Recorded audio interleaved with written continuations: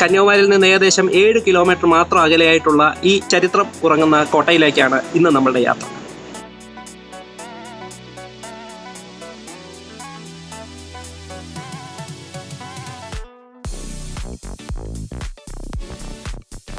രാവിലെ 7:15 തിരുവല്ലയിൽ നിന്നുമുള്ള മുംബൈയിൽ നിന്നും കന്യാകുമാരിക്ക് പോകുന്ന മുംബൈ കന്യാകുമാരി എക്സ്പ്രസ് ട്രെയിനാണ് യാത്ര.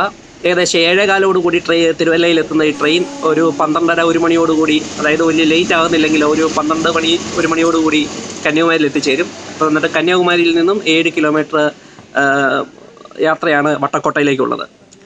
രാവിലത്തെ ഈ ട്രെയിൻ സെലക്ട് ചെയ്യാനുള്ള ഒന്നാമത്തെ ഒരു കാരണം, ഒന്നാമത് വളരെ തിരക്ക് വളരെ കുറവായിരിക്കും. പിന്നെ സ്ലീപ്പർ ക്ലാസ് ടിക്കറ്റിന് ഏകദേശം 145 രൂപ മാത്രമേ ഉള്ളൂ. വളരെ സുഖമായിട്ട് തന്നെ കാഴ്ചകളും എല്ലാം കണ്ട് നമുക്ക് കന്യാകുമാരി എത്തിച്ചേരാൻ പറ്റും. പൊതുവെ നല്ല ചൂടുള്ള കാലാവസ്ഥയാണെന്ന് തോന്നുന്നു. തമിഴ്നാട്ടിൽ നോർമലി രാവിലെ വൈകിട്ട് തണുപ്പാണെങ്കിലും ഉച്ച സമയം നല്ല ചൂടാണ് സാധാരണ. ഉച്ചയ്ക്കുള്ള യാത്രയൊക്കെ വളരെ ബുദ്ധിമുട്ടാണ്. ശരിക്കും പറഞ്ഞാൽ ഭയങ്കര ചൂടാണ്.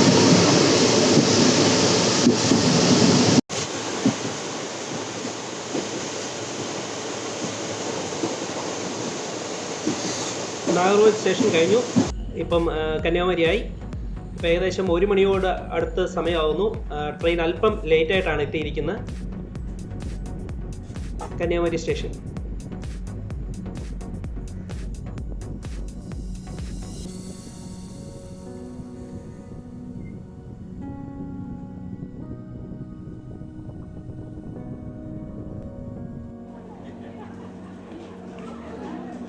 കന്യാകുമാരി സ്റ്റേഷനെത്തി.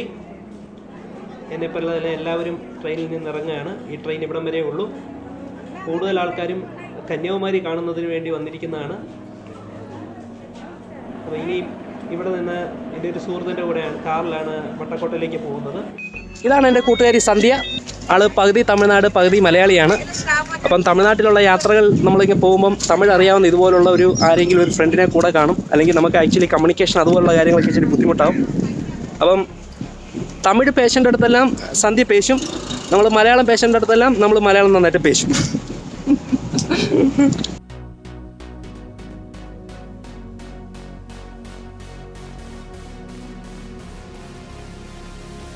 നമ്മളിപ്പം കന്യാകുമാരി റെയിൽവേ സ്റ്റേഷനിൽ നിന്നും വട്ടക്കോട്ടയിലേക്ക് പോകുന്ന യാത്രയിലാണ്.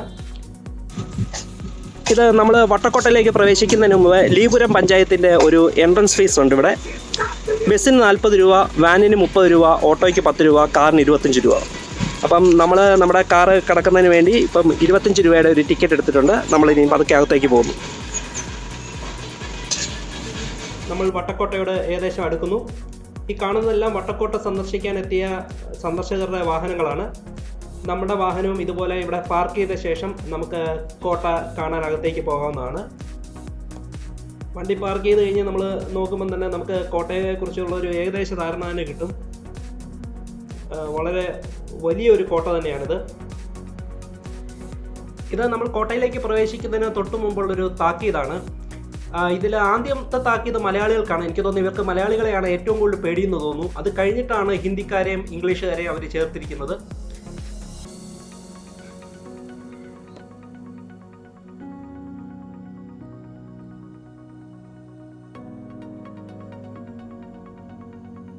ഇത് കോട്ടയിലേക്കുള്ള എൻട്രൻസ് ആണ്. എൻട്രൻസിന്റെ മുകളിൽ തന്നെ രാജകുടുംബത്തിന്റെ മുദ്രയുണ്ട്.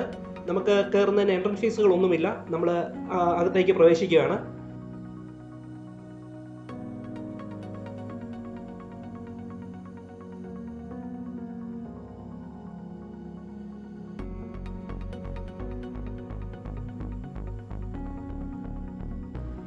ഇപ്പോൾ ഈ കോട്ട ആർക്കിയോളജിക്കൽ ഡിപ്പാർട്ട്മെന്റിന്റെ സംരക്ഷണത്തിലാണ്.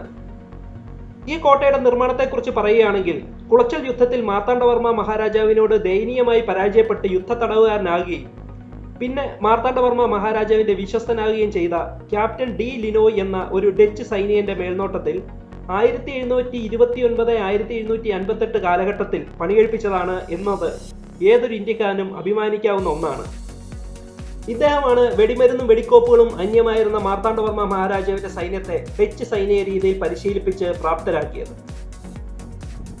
കോട്ടയ്ക്കകത്ത് ഒത്ത നടുവിലായി നല്ലൊരു പുൽത്തകിടിയും അതിന് നടുവിൽ ഒരു ജലസംഭരണിയും വളരെ നല്ല രീതിയിൽ സംരക്ഷിച്ചു പോകുന്നു.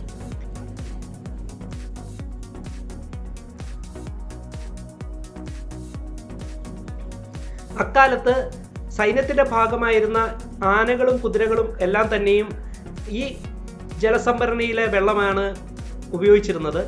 എന്നാൽ സൈനികർക്കുള്ള വെള്ളം ഈ തൊട്ടടുത്തുള്ള ഈ കിണറ്റിൽ നിന്നാണ് എടുത്തിരുന്നത്.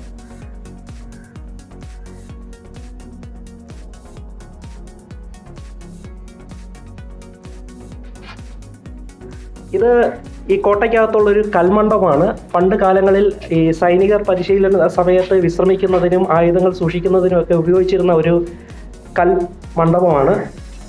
ഈ കൽമണ്ഡപത്തിൻ്റെ ഭിത്തികളിൽ പണ്ട് കാലത്തെ പാണ്ഡ്യ രാജവംശത്തിൻ്റെ മുദ്രയായ ഒരു മത്സ്യത്തിൻ്റെ ഒരു മുദ്ര കൊത്തിവെച്ചിട്ടുണ്ട്. ഈ മത്സ്യത്തിൻ്റെ മുദ്രയുടെ അടിസ്ഥാനത്തിൽ ചിലർ പറയുന്നത് ഈ കോട്ട പാണ്ഡ്യ രാജവംശത്തിൻ്റെ കാലത്ത് തന്നെ ഉണ്ടായിരുന്നതാണെന്നും അതിനുശേഷം മാർത്താണ്ഡവർമ്മ മഹാരാജാവ് പുതുക്കി പണിയാണ് ഉണ്ടായതെന്നും ഒരു ഐതിഹ്യമുണ്ട്.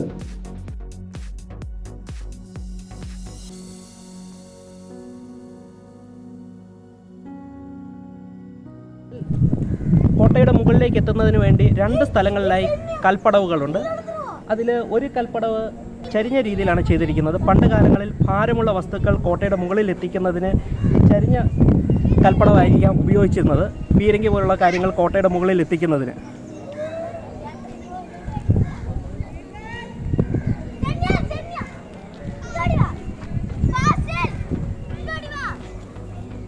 ഇത് ആദ്യത്തെ കൽപ്പടവുകൾ കയറി ചെല്ലുമ്പോൾ ഉള്ള കാഴ്ചയാണ്. കോട്ടയുടെ മുകളിൽ എത്തിച്ചേരുമ്പോൾ ബേ ഓഫ് ബംഗാളിൻ്റെ മനോഹരമായ ഒരു ദൃശ്യം നമുക്ക് കാണാം. അതിൻ്റെ മറുവശങ്ങളിലായി അങ്ങ് ദൂരെ പശ്ചിമഘട്ടത്തിൻ്റെ മലനിരകളും. ഇത് കോട്ടയുടെ മേളിൽ ചെല്ലുമ്പോൾ ഒരു ആർച്ചാണ്. ഇത് ശരിക്കും പത്മനാഭപുരം പാലസ്, അതായത് ഏകദേശം 10-40 കിലോമീറ്ററിനപ്പുറത്തുള്ള കൊട്ടാരത്തിൽ നിന്നും ഈ കോട്ടയിലേക്കുള്ളൊരു രഹസ്യ തുരങ്കമുണ്ടായിരുന്നു. അതിൻ്റെ ഇവിടുത്തെ എൻട്രൻസ് ആണ്. ഇവിടെ സന്ദർശകർക്ക് തണലേകാൻ ഒരു വലിയ മനോഹരമായ മരം പടർന്ന് പന്തലിച്ച് നിൽപ്പുണ്ട്. എന്നാൽ കോട്ടയ്ക്കുള്ളിൽ ബാക്കി സ്ഥലങ്ങളിൽ പലയിടങ്ങളിലും വലിയ വേപ്പ് മരങ്ങളാണ് നിൽക്കുന്നത്. മാർത്താണ്ഡവർമ്മ മഹാരാജാവിൻ്റെയും മേൽത്തമ്പി ദളവയുടെയും കാൽപ്പാടുകൾ പതിഞ്ഞ ഈ കോട്ടയുടെ ഉള്ളിൽ നിൽക്കുമ്പോൾ ചരിത്രം നമ്മളിലൂടെ കടന്നു പോകുന്ന ഒരു പ്രതീതി. ഈ കോട്ടയുടെ പേര് വട്ടക്കോട്ട എന്നാണെങ്കിലും നമ്മൾ ഗൂഗിൾ എർത്തിൽ നിന്ന് ചെക്ക് ചെയ്യുമ്പോൾ ഈ കോട്ടയുടെ ഷേപ്പ് ഒരു റെക്റ്റാങ്കിൾ ഷേപ്പാണ്. ഇവിടെ നിന്ന് നമുക്കൊരു 360 ഡിഗ്രിയിൽ വീക്ഷിക്കാൻ പറ്റും. ഒരുപക്ഷെ 360 ഡിഗ്രി വീക്ഷിക്കാൻ കഴിയുന്നത് കൊണ്ടാകാം ഈ കോട്ടയ്ക്ക് വട്ടക്കോട്ട എന്ന പേര് നിലവിൽ വന്നത്. തീര സംരക്ഷണത്തിന് വേണ്ടി പണിതുകൊണ്ടാകാം കോട്ടയുടെ ഈ ഭാഗം കടലിലേക്ക് അല്പം ഇറക്കിയാണ് നിർമ്മിച്ചിരിക്കുന്നത്. പഴയ ട്രാവൻകൂർ നാട്ടുരാജ്യത്തിന് ഈ കോട്ട വലിയൊരു പ്രതിരോധ കവചം തന്നെ ആയിരുന്നിരിക്കണം. ഏകദേശം 3.5 ഏക്കറിൽ 25 അടി ഉയരത്തിലാണ് കോട്ടമതിൽ പണിതിരിക്കുന്നത്. പുറം മതിൽ 29 അടി ഘനവും സൈഡിലുള്ള മതിൽ 18 അടി ഘനവും അകംമതിൽ 6 അടിയിൽ കുറയാത്ത ഘനവുമാണ് ഈ കോട്ടയുടെ കരുത്ത്. കന്യാകുമാരി ഹാർബർ സംരക്ഷിക്കുക എന്ന ഒരു കടമയും ഈ കോട്ടയ്ക്കുണ്ടായിരുന്നു.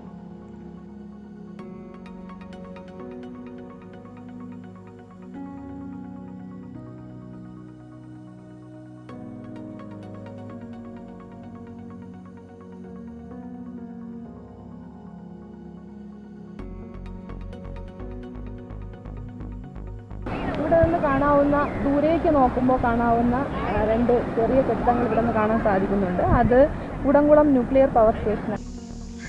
പണ്ട് കാലങ്ങളിൽ ഉപയോഗിച്ച പീരങ്കിയുടെ ബാക്ക് സൈഡാണ്. അതിവിടെ ഡിസ്പ്ലേക്ക് വേണ്ടി ഇങ്ങനെ ഉറപ്പിച്ച് വെച്ചിട്ടുണ്ട്. ഇരുമ്പാണ്, നല്ല ഒന്നാം തരം ഇരുമ്പിൽ ചെയ്ത പീരങ്കിയുടെ ബാക്ക് സൈഡാണ്.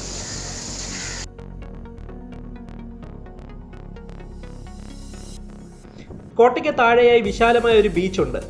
നമ്മളിപ്പോൾ വട്ടക്കോട്ടയുടെ കാർ പാർക്കിംഗ് ഏരിയയിൽ നിൽക്കുകയാണ്. ഇത് വളരെ ചരിത്ര പ്രാധാന്യമുള്ളൊരു സ്ഥലമാണെന്നുണ്ടെങ്കിലും സഞ്ചാരികൾക്ക് ഭക്ഷണത്തിന് വേണ്ടിയുള്ള നല്ല ഭക്ഷണശാലകളോ അങ്ങനെയുള്ള യാതൊരു ഇൻഫ്രാസ്ട്രക്ചറും ഇവിടെ ഇല്ല. ആകെയുള്ളത് ഈ പറയുന്ന കുറച്ച് കൊച്ചു കടകൾ മാത്രമാണ്.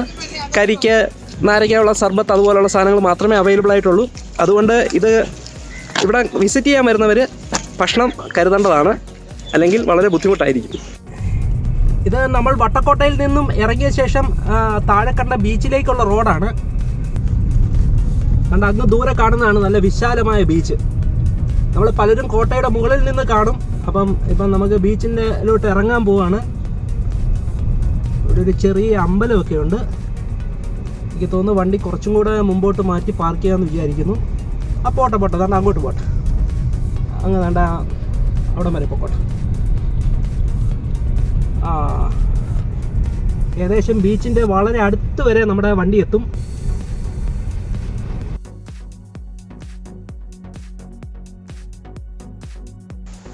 ഇത് നമ്മൾ വട്ടക്കോട്ടയിൽ നിന്ന് താഴെ ഇറങ്ങി ബീച്ചിലേക്ക് പോകുന്ന വഴിയിൽ വരുമ്പോൾ കാണുന്ന ഒരു കൊച്ചു തോടാണ്.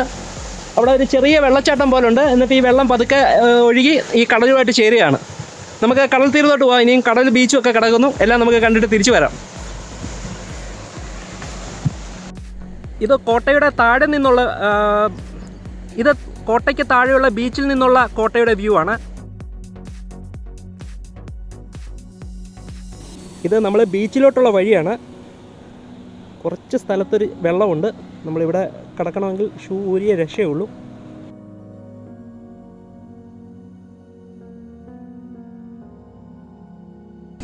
നമ്മളിപ്പോൾ നിൽക്കുന്ന വട്ടക്കോട്ടയുടെ ആ താഴെ കാണുന്ന ബീച്ചിലാണ്. ഈ കാണുന്നതാണ് ആക്ച്വലി വട്ടക്കോട്ട.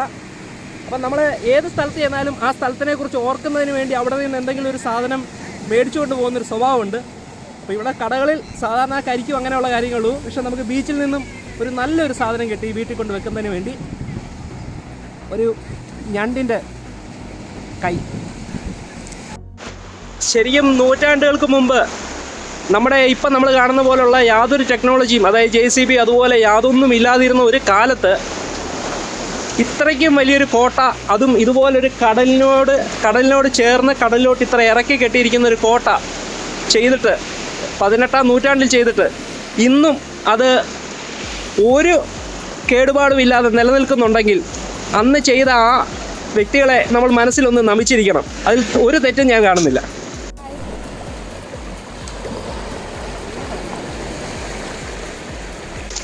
കടലിൻ്റെ തിരയിൽ വന്ന് അടിഞ്ഞ ഒരു ചെടിയാണ് ഇത്. കടലിലെ ഏതോ ഒരു പാറയിൽ പിടിച്ചിരുന്ന ചെടിയാണെന്ന് തോന്നുന്നു. കാര്യം ഒരൊറ്റ സ്റ്റെമ്മിൽ നിന്നാണ് ബാക്കിയുള്ളത് എല്ലാം തന്നെ ഉണ്ടായിരിക്കുന്നത്. വളരെ മനോഹരമായിട്ടൊരു ചെടി.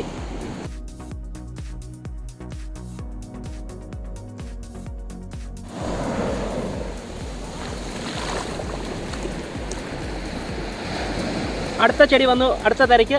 ഇത് വേറെ ഏതോ ഒരു ചെടിയാണ്. ഇവിടുത്തെ തീരങ്ങളിൽ മിക്കയിടത്തും ഇതുപോലെ കരിമണൽ അടിഞ്ഞു കിടക്കുകയാണ്. നമ്മൾ കണ്ടു കഴിഞ്ഞാൽ കറുത്ത് കിടക്കുന്ന പോലെ തോന്നും, പക്ഷേ ഇത് കംപ്ലീറ്റ് കറുത്ത കരിമണൽ തന്നെയാണ്.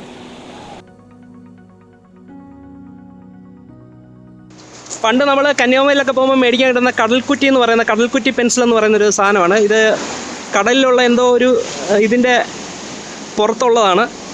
ഇത് നമുക്കിങ്ങനെ എഴുതാനൊക്കെ ഉപയോഗിക്കാൻ പറ്റുന്നതാണ്. ഇത് നമുക്കിപ്പോൾ ഇവിടെ ബീച്ചിൽ നിന്ന് കിട്ടിയതാണ്.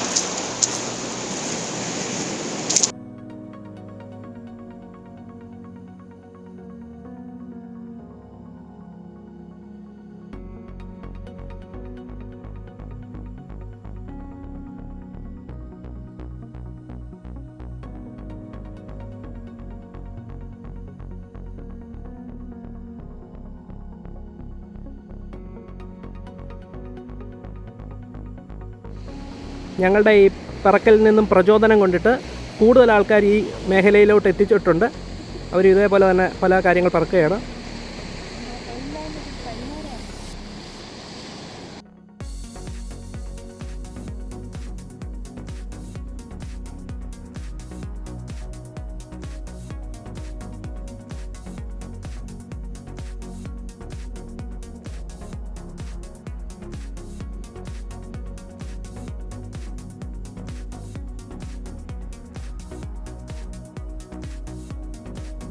നമ്മളൊക്കെ ഹിസ്റ്ററി ഒരുപാട് പഠിച്ചിട്ടുണ്ടെങ്കിലും കുളച്ചൽ യുദ്ധം എന്താണെന്നും മാർത്താണ്ഡവർമ്മ ആരായിരുന്നെന്നും അദ്ദേഹത്തിൻ്റെ സൈനിക ബലം എന്താണെന്നും ഒക്കെ നേരിട്ട് മനസ്സിലാക്കാൻ ഈ ഒരു കോട്ട സഹായിച്ചു എന്ന് തന്നെ പറയാം. നമ്മൾ സ്കൂളിൽ നിന്ന് ടൂറുകളൊക്കെ പോകുമ്പം ഈ വീഗാലാൻഡ് അതുപോലുള്ള സ്ഥലങ്ങളിലൊക്കെ പോകുന്നതിന് പകരം ഇതുപോലെ ചരിത്രം ഉറങ്ങുന്ന ഇതുപോലുള്ള സ്ഥലങ്ങൾ കുട്ടികളെ കൊണ്ട് കാണിക്കുവാണെങ്കിൽ അവർക്ക് വളരെ ഉപകാരപ്രദമാകുമെന്ന് തന്നെയാണ് ഞാൻ കരുതുന്നത്. അപ്പം അടുത്ത യാത്രയുമായി ഞാൻ ഉടനെ തന്നെ എത്തുന്നതാണ്. നിങ്ങൾക്ക് ഈ വീഡിയോ ഇഷ്ടപ്പെട്ടെങ്കിൽ നിങ്ങൾ തീർച്ചയായിട്ടും ഈ ചാനൽ സബ്സ്ക്രൈബ് ചെയ്യുക. സബ്സ്ക്രൈബ് ചെയ്തതിന് ശേഷം അതിൻ്റെ തൊട്ടടുത്തൊരു ബെല്ലൈക്കൺ ഉണ്ട്, അത് ക്ലിക്ക് ചെയ്യുകയാണെന്നുണ്ടെങ്കിൽ നിങ്ങൾക്ക് അടുത്ത പ്രാവശ്യം ഞാൻ വീഡിയോ ഇടുമ്പോൾ അത് അന്നേരം തന്നെ നിങ്ങൾക്ക് നോട്ടിഫിക്കേഷൻ കിട്ടും. അപ്പം തൽക്കാലം വിട പറയുന്നു. നമുക്കിനിയും കാണാം. ബൈ.